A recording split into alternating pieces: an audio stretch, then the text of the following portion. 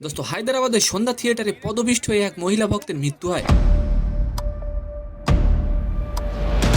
দোস্ত মিথ্যার পরিবারকে 25 লক্ষ টাকা দিয়ে সাহায্য করেছিলেন আল্লু অর্জুন, বাট এই মৃত্যুর জেরে ফের বিশাল বড় একটি বিপদের মুখে পড়েছেন আল্লু অর্জুন। এন্ড সেকেন্ড নিউজটি থাকবে দোস্ত, গিনেস ওয়ার্ল্ড রেকর্ডে 1 মিনিটে চপস্টিক দিয়ে সবচেয়ে বেশি ভাত খাওয়ার রেকর্ড করেছেন এক বাংলাদেশি তরুণী।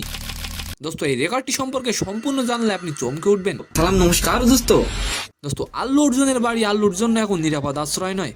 দোস্ত রবিবার উই ওয়ান্ট জাস্টিস স্লোগান দিয়ে দক্ষিণী সুপারস্টার আল্লু অর্জুনের জুবিলি হিলসের বাড়িতে হামলা চালায় উন্মাত্ত জনতা। দোস্ত ঠিক তার পরপরই দুই সন্তানকে জোর করে বাড়ি থেকে অন্যত্র পাঠিয়ে দেন আল্লু অর্জুন। দোস্ত এদিন দুপুরে আল্লু অর্জুনের বাড়ির সামনে ঢিল ছুঁড়ে টপ ভেঙে একেবারে তছনছ করে দেওয়া হয় বাড়ির প্রবেশ পথ। দোস্ত পদপিষ্ট হয়ে ভক্তর মৃত্যু হওয়ায় আল্লু অর্জুনের সাথে যেটা করা হচ্ছে সেটা কি ঠিক, অবশ্যই আপনি কমেন্ট করে যাবেন। দোস্ত এদিকে পুষ্পা 2 সিনেমা 17 দিনে ভারতে আয় করেছে 1198 কোটি টাকা। বিশ্বব্যাপী সিনেমাটি ইনকাম করেছে 1435 কোটি টাকা, যেটি বাংলাদেশি টাকায় প্রায় 2010 কোটি টাকা। দোস্ত আল্লু অর্জুনের বাড়ির সামনে জনতা আল্লুর কুশপুতলও পড়াচ্ছেন, কেউ বা বাড়ির ভিতরে ঢিল ছুড়ছেন।